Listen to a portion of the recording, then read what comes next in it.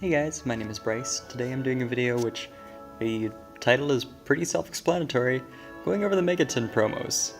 This is coming from somebody who's been back in the game basically just since last summer, basically, so not super long. But as they say here, finally, what we've been waiting ages for, we have the Megaton promos. First one being Elemental Hero Nebula Neos. It's level 9 Earth Warrior Fusion Effect monster. 3000 attack, 2500 defense. Pretty good blue high stats, basically. You need Elemental Hero Neos, Granmole, and Dark Panther, though. So that's going to be taking a decent amount of setup. Anyway, at least it seems to be that the means can justify the end, where it's, gotta be special summoned using this. That you don't need polymerization. If this is special summoned from the extra deck, draw cards equal to the number of cards your opponent controls. Then negate the effect of one face-up card on field until the end of this turn. Once per turn during the end phase, shuffle it back in. Don't have to do that, of course, if you have the card Neo Space. Of course, you can always target itself afterwards, so you don't have to bring it back to the extra deck. Now with this, major pros and cons. Terrible turn 1 board to try and break. Definitely good if you have something set up with your opponent going first, or you're, later on in the game. If you are going second and they've got a huge board, that's great just to have as an opening, hand booster basically. And having like the nice stats on it is quite healthy, I think, as well. And if you have Neo Space 1, this doesn't go back, but if you do, banish all the cards. And if you choose not to, you actually will have a 3500 attack monster because of the boost from the field spell. So that's pretty strong. You just need the right recipe for it, which that's going to be what your new deck, objective is basically is.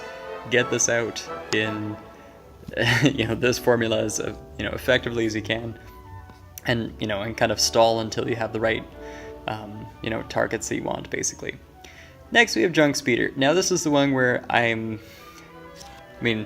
this has very narrow focus of the requirements to bring it out, and then it has pretty generic, good effects to resolve later on. This one's the opposite. You need one Synchron tuner, which is, not too specified, and one non-tuner monster. Of course, if we do get Needle Fiber out eventually, this won't be an issue, but when it's synchro summoned, you can special summon as many Synchron tuners as possible with different levels from your deck and defense position. Now, I took the liberty to check, and there's actually quite a few, ranging from level 5 down to level 1, of course. There's not any level 6s at the moment, but in any case, there's plenty of them. Most of them are tuners, so that means you can have potentially, with this in the extra monster zone, up to 5 special summoned tuner monsters in defense position, fortunately. You cannot special summon monsters from the extra deck except synchro monsters the turn you activate this effect. So unless you're going with special rules where Master Rule 4 is not in effect, you can't do any linking or any other special summoning. So if you don't have a link, above what you're linking or what you're synchro summoning with Junk Speeder, this is great to special summon a wall of cannon fodder, basically. In terms of the stats of Synchrons, you've got the Excel Synchron is a synchro monster, so you're not going to bring that out. You've got defense of 1100, 1500. Oh no, wait, that's a synchro too. So what are we left with? 800, 500, 600. Yeah, you're really not. Oh, Quick Draw Synchron. Hey, 1400 defense. Fabulous. That's what you have to protect yourself with when you have this, because you can't special summon monsters from the extra deck otherwise. The setup for this is fairly straightforward. You're going to have a dedicated Synchron deck now using this. There's no way to, really make an effective hybrid with other things unless you just use other engines, but Synchron is the primary goal for this. So for what it does it well. The only thing is, since the game has changed with Master Rule 4, man, this is such a bottleneck of opportunity for what you could have gone with. Next, with the Ultra Rares, it's going to be less thrilling with this. You have Solid Soldier, This one's going to be strong for just general hero decks, especially with the legendary heroes coming out in a bit, where hopefully that has needle fiber instead of in here. We've got Keeper of the Dragon magic.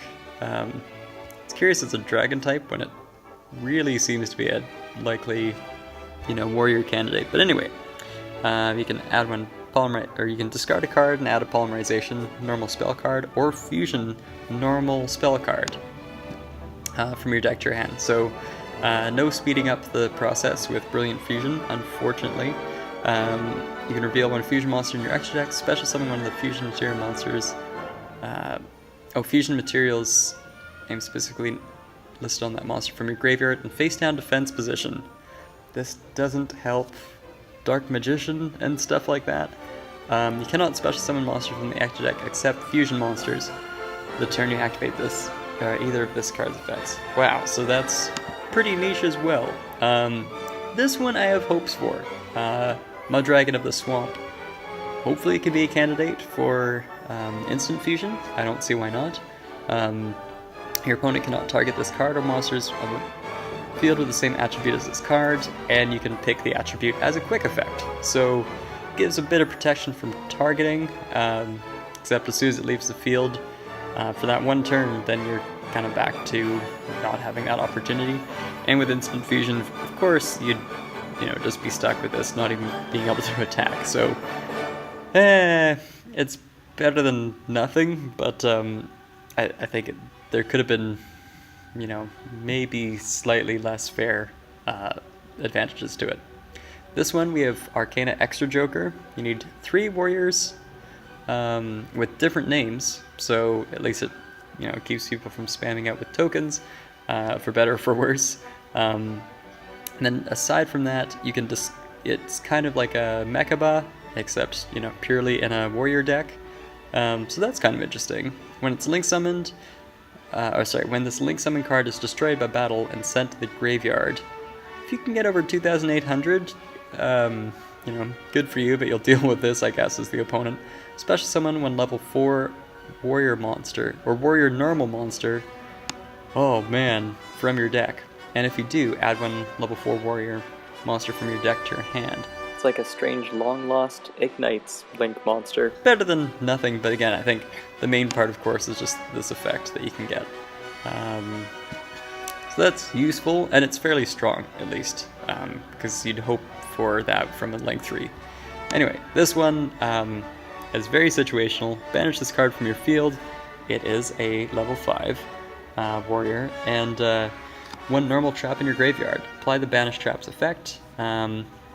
The costs are not paid, so that could have some interesting, potentially degenerate opportunities there, but we'll see how that turns out. Also, it's a junk card, so that fits sort of into the archetype, I imagine, in various ways. Anyway, next we have Stardust Assault Warrior. When this is synchro summon and you control no other monsters, target one junk monster in your graveyard and special summon it. So you can synchro summon off of this level 6 Wind Warrior, so that's an advantage. You can only use it once per turn, and if it attacks a defense position monster, inflict piercing. Again, for maybe a few years ago this would have been great, but it's seriously depreciated in value, I would say, unfortunately. Next we have another wind monster, but it's a machine. This is a reprint. It's known as Tin Battle Mech, I believe, or something like that, but in this case it's translated to Martial Metal Marcher, which is also some great alliteration, I guess. But anyway, if it's synchro summoned, you can target one tuner in your graveyard, special summon it in defense position. So that's pretty generic, just a tuner of any kind, but negate its effects. Oh man, you can only use this effect once per turn. Synchro monster that uses material is treated as a tuner while face up on the field. So again, this is nice to combo into other things, if you want to sort of work your way up from, synchro summoning into this, getting a tuner in your graveyard, special summon it in defense position. That fills up your board a bit, and if you're able to, although this is a tuner as well, if you somehow have the right materials to bring this out, get a tuner, and then another level 2 non-tuner, you can go into Junk Speeder. So there's some synergy with that. And the last part is, of course, you want to be able to have a Link monster out to split at least into 2 directions to have, some plays that you can make with Junk Speeder. Because gosh, if you seriously can't synchro summon more than once by having all these tuners out and just wait for them to be destroyed by card effect, or even just by a battle, because they're really, none of them are that strong in defense position, unless they survive, and then you can shift them to attack. Oh my god. Then this is the card for you to bring out first and have survive for a turn. Once per turn, during the main phase or battle phase. It doesn't say of either player's turn, hopefully that's resolved, but it is a quick effect anyway. Immediately after this resolves, synchro summoning 1 synchro monster using only materials this card points to. So that'd be pointing to, Okay, so I can see some synergy with, if you're able to have this survive for a turn. Again, even just me saying that seriously takes away some confidence. At least it's a warrior and not a Cybers. So that's a pro, but at least you can synchro summon using monsters that, the 2 legs of the monster basically face towards. Yeah, so you can synchro summon 1 monster, or 1 synchro monster, using only materials this card points to. So, within this set, you can actually have complementary features between, getting out your Junk Speeder, level 5 Wind, you can special summon out as many Synchron tuners as possible, so take your pick with whatever you can fit in your deck. 1 to 5 is a good range to credit to that. I mean, from the level 5 and level 1, 2, 3, 4, and 5, you have some options, but once you get to 12, you can't synchro summon amongst those materials anymore. From there, you probably want to go in the battle phase with this, what will be not 2,000, but 3,600 attack monster. And then from there, you can only synchro summon during that turn, so afterwards, I imagine, you would probably want to synchro summon, one of the tuners that you, select specifically to go under this side, and then, create a rank, or create a level 6, 7, 8, etc. synchro monster based on whatever materials you're able to special summon out. So that's pretty darn useful. And that's also the best case scenario I'm mentioning. I think it's funny that you want to do this as a quick effect, but I imagine it's so you don't lose timing with if your opponent has some sort of counter to it. Yeah, it's funny that there's no other support you can kind of offer for this. The last part of this effect is basically, this Link summon card you control is destroyed by a battle or opponent's card effect, so at least you have those 2 options, and sent to the graveyard, special summon 1 Junk Synchro monster from your extra deck. This is also treated as a normal summon.